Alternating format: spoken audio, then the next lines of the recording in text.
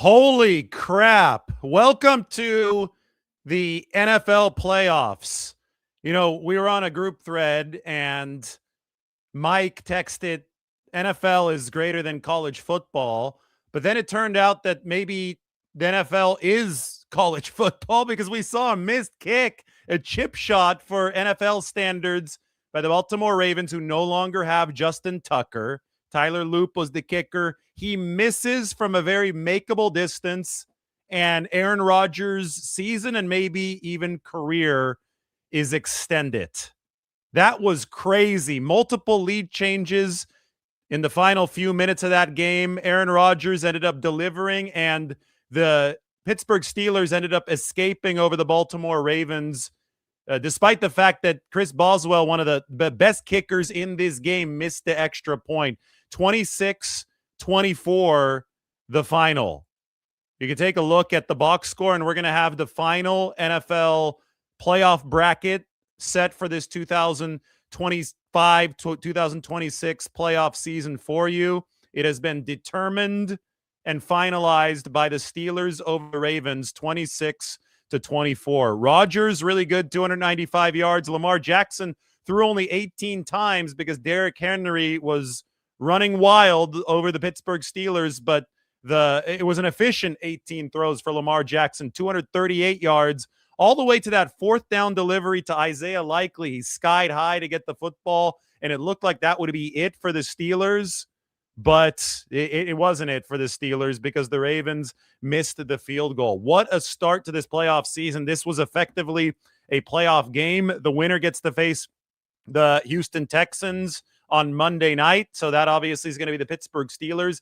They get to host the Texans on Monday night. And, I'm not really sure that that's fair, but there are a lot of teams in the NFL that are victims of this year. There are multiple 12-win teams who are going to be on the road in the NFL playoffs. 4 12-win teams playing road games. That includes the San Francisco 49ers, and we can take a look at the full standings and the full playoff seedings in just a second. But if that right there is the introduction to the NFL playoffs, that Steelers-Ravens game, and I have to say the NFL got it right. There was a lot of debate. Should the 49ers and the Seahawks be the Sunday night game? I think they got it right with the Ravens and the Steelers playing that barn burner. If that's the introduction to the NFL playoffs, we are going to have a lot of fun over the course of the next month plus. The schedules are set. We're going to take a look at all of this right now. Mike, if you have a graphic, can you please send that to me? For the time being, I'm going to get the actual NFL playoff picture site up because that's got all of the seeds neatly put up on the screen. Here we go. This is what it looks like in the AFC on the left side. This is what it looks like in the NFC on the right side. We can do one at a time. Why don't we look at the AFC since we're reacting to the Ravens against the Steelers? We can put them all here on the right, and then we could look at that AFC playoff schedule as soon as we're done taking a look at the seedings. So the Broncos have earned a number 1 seed. They don't have to play this coming weekend. New England against the Los Angeles Chargers. So Jim Harbaugh, the coach of the Chargers, takes his team back to the playoffs. It's going to be Drake May, maybe the MVP favorite after his spectacular regular season. He's going to be hosting Justin Herbert and the Chargers, who have had a lot of injury issues but did fight their way into the playoffs. Lost with Trey Lance starting today in the final regular season game against the Broncos. That helped Denver secure the number 1 seed. I'm really, really looking forward to Bills and Jaguars. The Bills are the number 6 seed. The Jags are the 3 seed. And there's an argument to be made that Jacksonville is playing the best football in the entire NFL. They've been spectacular down the stretch run. The Liam Cohn, James Gladstone brain trust that has led the Jags coming from the Rams. That's where Gladstone used to be. Cohn also had some time under Sean McVay. They have really established an interesting team over there in Florida, and they have a chance to host the Buffalo Bills in the wild card round. And finally, we just saw the Steelers play the Texans. That is a 4 versus 5 game. That is going to be on Monday night. And the Texans are one of the 4 12-win teams playing on the road. The Texans, the Buffalo Bills, both 12-win teams in the AFC playing on the road. We will see what the point spreads end up being, but I think that this is going to be one compelling weekend to begin the wild card. We have the current playoff bracket. Mike has that ready for us now, so I could pop it open on the screen. I think that this is going to be nice for us to kind of visualize what's going to happen this next weekend. Oh yeah, this is a lot better. Here it is. The wow of the playoff introduction leads into this. The 2 teams who have already advanced into the divisional round are the Broncos and the Seattle Seahawks. That would be a rematch of the Super Bowl to close the 2013 season that Seattle won a lot to a little. I think, what was it, 40-8? That was an ugly Super Bowl. Legion of Boom against Peyton Manning. Obviously, both teams very, very different now. Pete Carroll, the coach of that Seahawks team, we'll see if he still has a job at this time tomorrow. Tomorrow is going to be the day when a lot of head coaches around the league might be let go. So we're going to be keeping an eye on that in the morning. But right now we're focused on teams who have won enough to make it to the postseason bracket. Obviously, we talked about 49ers and Eagles earlier. That's the 3 versus the 6 in the NFC. The 4-5 is Carolina against the Rams. That game is going to be on Saturday. The 49ers and the Eagles play at 1:30 Pacific time on Sunday. And then the Bears and the Packers, that is the Saturday night game in the NFC.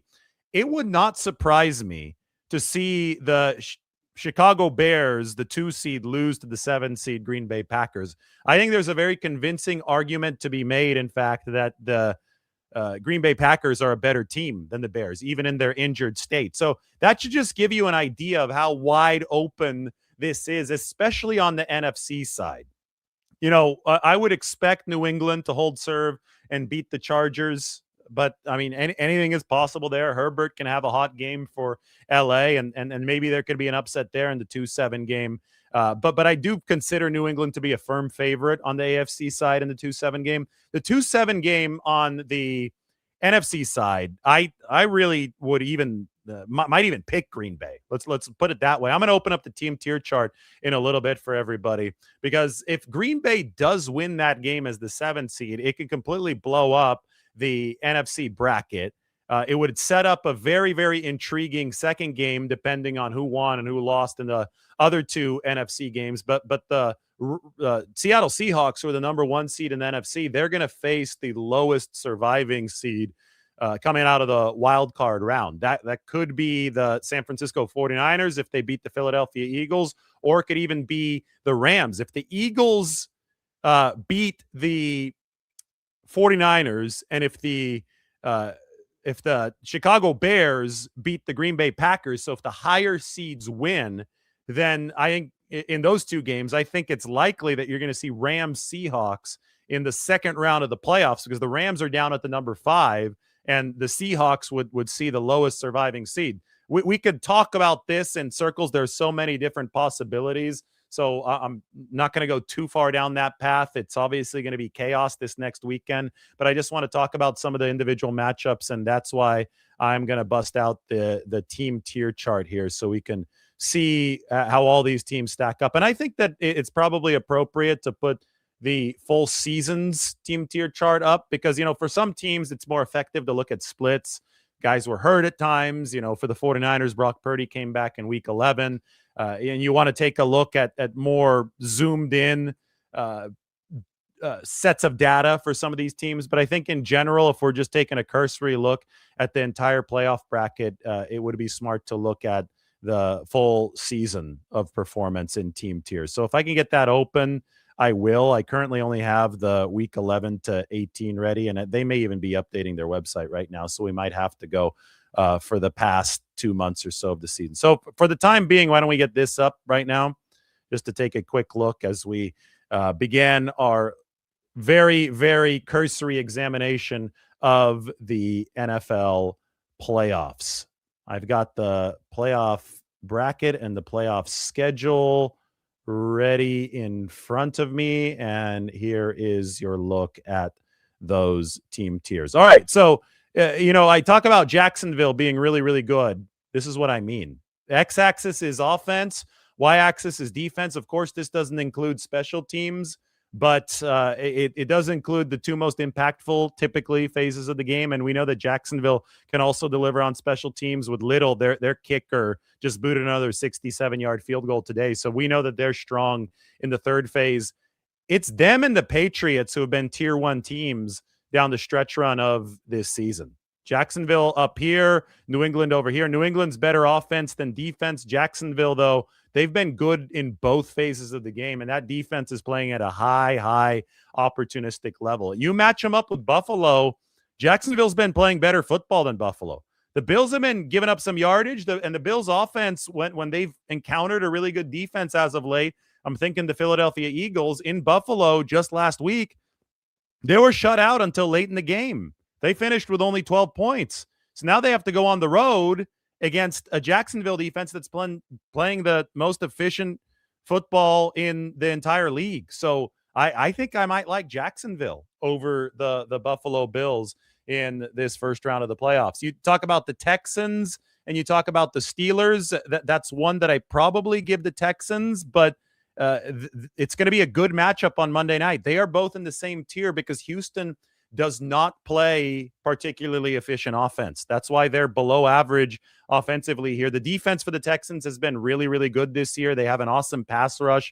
You love watching both of those guys come off the edge. I mean, it's monstrous for the Houston Texans, and it's going to be tough for an old Aaron Rodgers at age 42 to deliver for the Pittsburgh Steelers, but they do have DK Metcalf coming back from his suspension in the playoffs, and that should be a nice benefit for Pittsburgh. That's going to be a good cap to the weekend. LA and Carolina, that's the biggest mismatch, but even though it's a big mismatch, the Rams have lost in Carolina already this year. So, I mean, you can't rule out the Panthers, but the Rams are a good 2 or 3 tiers ahead of the Panthers, who are right here above or right under the Detroit Lions logo. The Rams are one of the premier teams in football. In fact, if you zoom this analysis out to the entire season, the Rams are your firm team in the upper right. And I kind of want to do that. I hope that Ben Baldwin's website, he does such a good job with this stuff, loads. Yes, we got the full season version. So obviously, the past few weeks should be weighted a little bit more heavily, but I always do like looking at the larger sample if I'm taking a more broad look at the league. This is the season-long sample of the team tier chart. Offense on the X-axis, so further to the right is better. Defense on the Y-axis, so further up is better. That's where LA is at over the course of the whole year. They're the best offense-defense combination in football. They might have cooled off a little bit to close this season, but you still get the idea. They are way ahead of where the Carolina Panthers are. That 49ers-Eagles matchup, well, it's a bad defense for San Francisco, but against a good offense against the good Philadelphia Eagles defense. And a relatively even matchup. The Eagles might have a slight edge in offense, defense, but remember, the 49ers have a really good special teams unit this year, so the spread is only 3 points. That's going to be, I think, a very, very good game on Sunday afternoon. The Bears-Packers, I truly believe, and this is a visual representation of what I'm talking about, Green Bay is in a tier above Chicago. Green Bay beat Chicago at Lambeau, and they probably would have beaten the Bears with just a little better luck at Soldier Field a couple weeks ago. It took an onside kick for the Bears to get back in that game. So I think you are in a very, very possible scenario of a 2-7 upset, a 7-2 upset with the Green Bay Packers over the Chicago Bears. What else do we have? We have plenty of other games to talk about. I want to make sure that I don't leave anything out. We've got the Chicago. I said the Chicago Bears and the Packers, the 49ers and the Eagles, the Panthers and the Rams. So we've gone through the entire NFC side. We've talked about the Patriots and the Chargers, but we haven't gotten to the team tier chart yet for the Patriots and the Chargers. So let's see how much of a mismatch that is. New England's been one of the best teams in all of football. They're over here in the upper right. And LA this year, they haven't been particularly efficient offensively. They've had the offensive tackle injuries, but they have, almost quietly delivered some really good defense this year. On the season, the Chargers are at the same level as Jacksonville defensively. So that could theoretically give Drake May and this offense some trouble. The Chargers come in with a better defense. The Patriots come in with a much more efficient offense. It's still a game that could be competitive, although I don't think that it is the inverted matchup, at least analytically, that we see from the other 2-7 matchup, and that is between the Packers and the Chicago Bears. Elsewhere in the AFC, we've talked about 3-6. We've talked about the Jags and the Bills. Over the full sample of the season, Jacksonville has been worse than Buffalo. Buffalo's over here with a really elite offense. But as of late, Buffalo has not been playing as well, and that defense has just been average all season long. And Jacksonville has really turned it up to be an upper right team, especially with the defense over the course of the past several weeks. So I think that's going to be a really good one. I'm going to have to think long and hard if I pick Jacksonville or Buffalo. Steelers, Texans.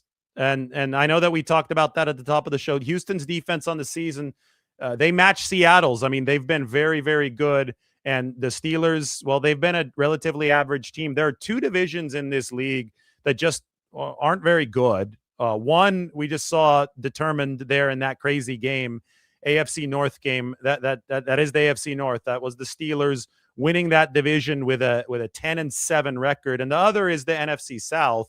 The Carolina Panthers won the NFC South with an 8-9 record. So a losing record was good enough to get into the postseason, which to me is rather absurd given the fact that 4 12-win teams are on the road to begin this postseason. In the NFC, it is the Rams and the 49ers, and in the AFC, it is the Texans and the Buffalo Bills. 4 12-win teams on the road to begin the playoffs. Meanwhile, the Carolina Panthers, who are obviously a cut below, maybe 2 or 3 cuts below some of these teams, will get to host a game in the playoffs. That's certain to open the argument that we hear now on an almost yearly basis. The top 4 seeds of both conferences are the division winners by default. That is by rule. And then it goes to the best teams who didn't win their division. And this year, there was just a tremendous misbalance, especially in the NFC, where you saw the NFC West was the greatest division in the history of football. The NFC West became the first division in the long running of the NFL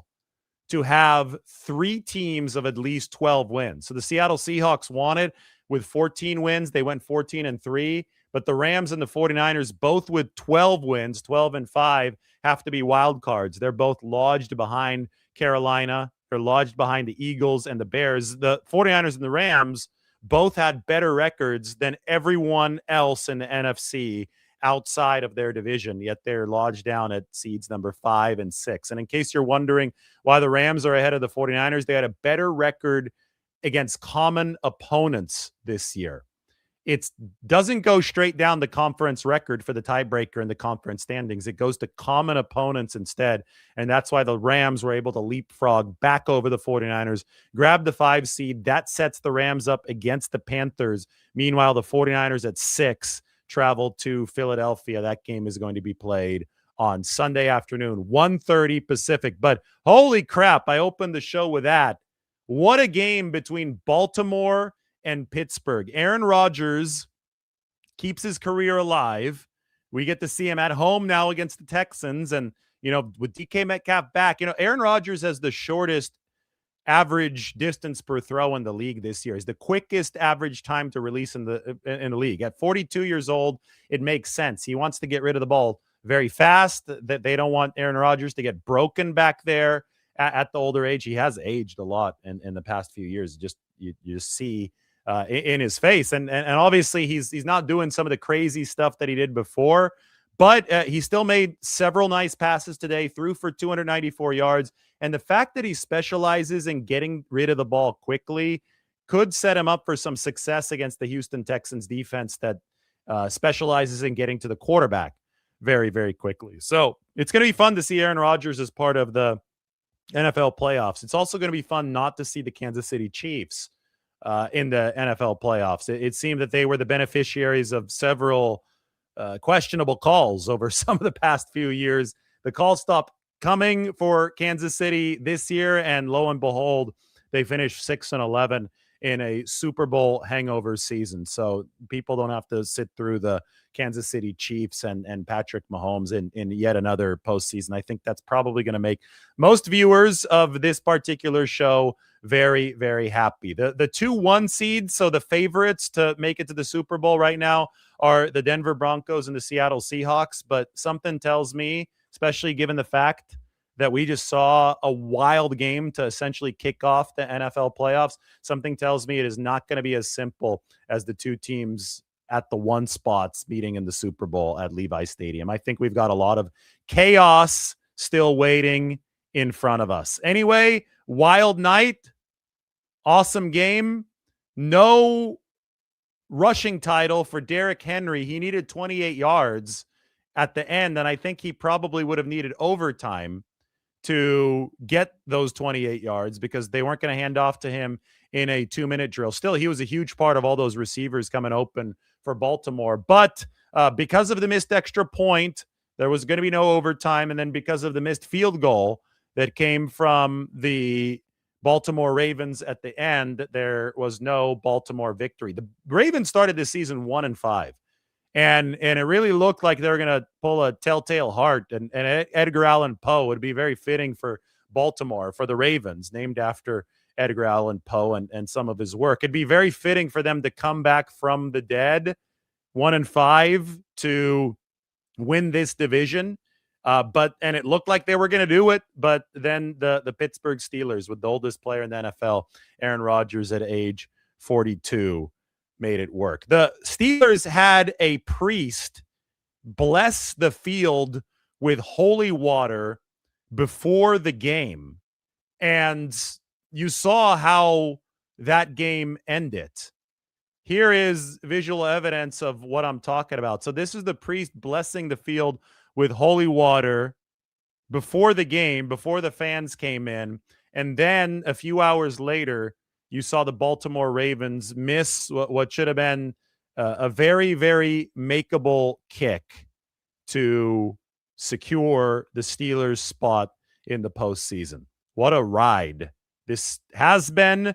What a ride this is going to be. I mean, the Ravens averaged 7.5 yards per play in this game. Pittsburgh was at 5.3. And normally that type of discrepancy does not lead to a victory for the team with the worse average. But Pittsburgh just held on to the ball for longer. 73 plays, 48 for the Ravens, 34 minutes of possession for Pittsburgh. So they won the arm wrestling match, and then they survived the kick at the very end. And we talk about holy water. Well, the field goal was a 44-yard miss from Loop, which in this modern day and age, it's almost unheard of. The extra point, you don't normally see the miss either, but Boswell missed that, and it just created an absolutely insane ending. Hopefully we get more of the same moving forward. Now, we will see if John Harbaugh, who's been the coach of the Ravens since 2008, we'll see how much longer he's the coach.